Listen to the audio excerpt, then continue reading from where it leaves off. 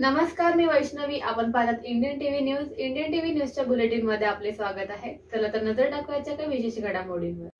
कल्याण पश्चिम मतदारसंघातील प्रत्येक प्रभागामध्ये गेल्या 5 दिवसापासून तब्बल 19 कोटींचा विकास कामाचे भूमिपूजन करण्यात आले. तसेच राज्य सरकारकडून कल्याण पश्चिम मतदारसंघात आणखी 50 कोटीच्या कामाचे कार्यदेश देण्यात आल्याची महत्त्वपूर्ण माहितीही आमदार विश्वनाथ भोईर यांनी भूमिपूजन प्रसंगी दिली. राज्याचे मुख्यमंत्री एकनाथ शिंदे यांच्या माध्यमातून आणि खासदार डॉक्टर श्रीकांत शिंदे यांच्या सहकार्याने कल्याण पश्चिम मतदारसंघासाठी भरघोस असा निधी प्राप्त झाला आहे. त्यातून कल्याण पश्चिम मतदारसंघातील प्रत्येक भागामध्ये आमदार विश्वनाथ भोईर यांच्या मार्फत विविध प्रकारच्या नागरी आणि पायाभूत सुविधांचा विकास कामाचा अक्षरशः धडाका सुरू आहे, ज्यामध्ये सिमेंट कॉन्क्रिटिंगच्या रस्त्यापासून ते जलवाहिनीपर्यंतचा मूलभूत विकास कामाचा समावेश आहे. सांगायचं म्हणजे ना, आम्ही आमच्या आमदार साहेबांना दादा म्हणतो, तर ते आमचे खरोखरीचे दादा आहेत.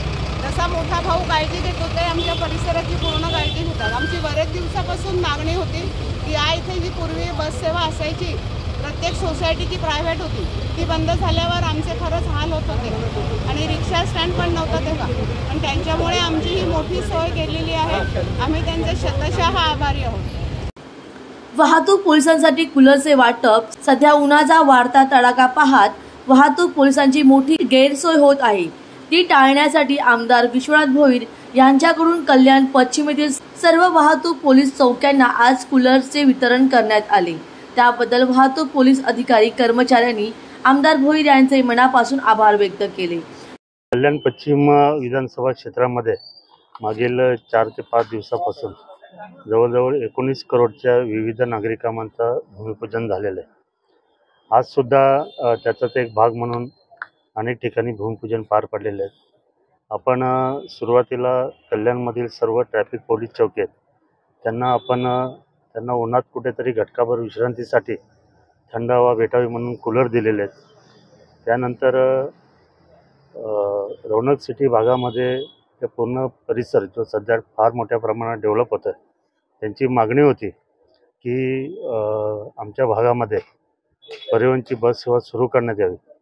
त्या दृष्टीने आमचे सदस्य सुनील खारूक, परिवहन सदस्य जयवंत भोईर, प्रभुनाथ भोईर, सुनील वायले सर्वांच्या प्रयत्नाने ही बस सेवा आजपासून सुरू झाली आणि त्याचासुद्धा शुभारंभ करण्यात आलेला आहे. तसंच ही आधारवाडी जेलच्या इथे असलेली प्रमुख टाकी, जिथून ह्या पूर्ण पश्चिमच्या जवळजवळ अर्ध्या भागाला पाणी वितरित होतं, हे टाकीचे पाईप वगैरे आणि बाकी सर्व गोष्टींच्या वरचं लिकेज आहे, त्याच्यासाठी आपल्या मूलभूत सोयी सुविधा या निधीतून 60 लाख रुपये आपण त्या कामासाठी वितरित केलेले आहेत. त्याचंसुद्धा आज भूमिपूजन इथं झालेलं आहे. तसंच तुम्हाला एक आनंदाची बातमी शहरवासियांना देण्यासाठी मी शेअर करतो की आजच माननीय मुख्यमंत्री एकनाथजी शिंदेसाहेब आणि युवा खासदार श्रीकांतजी शिंदेसाहेब यांनी माझ्यावर विश्वास टाकून जो 50 करोडचा निधी दिला होता, त्याची वर्क ऑर्डरसुद्धा सकाळी आपल्याला भेटलेली आहे. त्यामुळे तीही कामं लवकरात लवकर चालू होतील.